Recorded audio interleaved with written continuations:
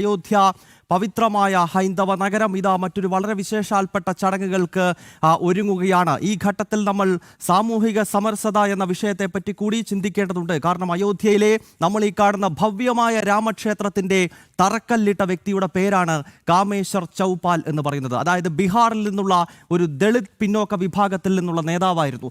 1989 അയോധ്യയിലെ രാമജന്മഭൂമിയിൽ കാർ സേവകരുടെ നേതൃത്വത്തിൽ ആ ക്ഷേത്രത്തിന് തറക്കല്ലിടുമ്പോൾ ആര് തറക്കല്ലിടണം എന്ന ചോദ്യത്തിന് ആ പ്രക്ഷോഭത്തെ നയിച്ച രാഷ്ട്രീയ സ്വയം സേവക സംഘത്തിന്റെ പ്രചാരകനും വിശ്വ ഹിന്ദു പരിഷത്തിന്റെ ഏറ്റവും മുതിർന്ന നേതാവ്, ഹിന്ദു ഹൃദയ സാമ്രാട്ട് എന്നീ രാഷ്ട്രം ആദരവോടെ എക്കാലവും വിശേഷിപ്പിച്ച അശോക് സിംഗാൽജി പറയുകയാണ്, അത് കാമേശ്വർ ചൗപാൽ എന്ന് പറയുന്ന ബീഹാറിൽ നിന്നുള്ള ദളിത് പിന്നോക്ക വിഭാഗത്തിൽ നിന്നുള്ള കാമേശ്വർ ചൗപാൽ വേണം അയോധ്യയിലെ രാമക്ഷേത്രത്തിന് തറക്കല്ലിടാനെന്ന് പറഞ്ഞു. അങ്ങനെയുള്ള ചരിത്രമുറങ്ങുന്ന അയോധ്യയുടെ മണ്ണിൽ കാമേശ്വർ ചൗപാലിനെ പോലെയുള്ള നേതാക്കന്മാർ തറക്കല്ലിട്ട അയോധ്യ രാമജന്മഭൂമി, ആ ഭവ്യക്ഷേത്രം ഇപ്പോൾ പ്രിയപ്പെട്ട പ്രേക്ഷകർ നോക്കൂ, സോമനാഥ ക്ഷേത്രത്തിന്റെ ചരിത്രമാണ് ഇവിടെ ആവർത്തിക്കുന്നത്. ഒരുപക്ഷെ ഭാരതത്തിലേക്ക് കടന്നു വന്ന അധിനിവേശ ശക്തികൾ ഏറ്റവും കൂടുതൽ ആക്രമിച്ചത് ഗുജറാത്തിലെ സോമനാഥ ക്ഷേത്രമാണ്. 12 തവണയാണ് ഇസ്ലാമിക ഭീകരവാദികൾ കടന്നു വന്ന ഇസ്ലാമിസ്റ്റുകൾ 11-ാം നൂറ്റാണ്ടിൽ മുഹമ്മദ് ഗസ്നിയും 12-ൽ ഗോറിയും പിന്നീട് മുഗളന്മാരും സുൽത്താൻമാരും എല്ലാം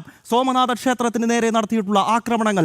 അങ്ങനെ തുടർച്ചയായി വന്ന അധിനിവേശ ശക്തികളുടെ ആക്രമണങ്ങളെ അതിജീവിച്ച് സ്വതന്ത്രാനന്തര ഭാരതത്തിൽ സർദാർ വല്ലഭഭായ് പട്ടേലിന്റെയും KN മുൻഷിയുടെയും നേതൃത്വത്തിൽ പണിതുയർത്തിയ ആ സോമനാഥ ക്ഷേത്രത്തിന്റെ ചരിത്രം ഇതാ അയോധ്യയുടെ മണ്ണിൽ ആവർത്തിക്കുകയാണ് പ്രിയപ്പെട്ട പ്രേക്ഷകരെ.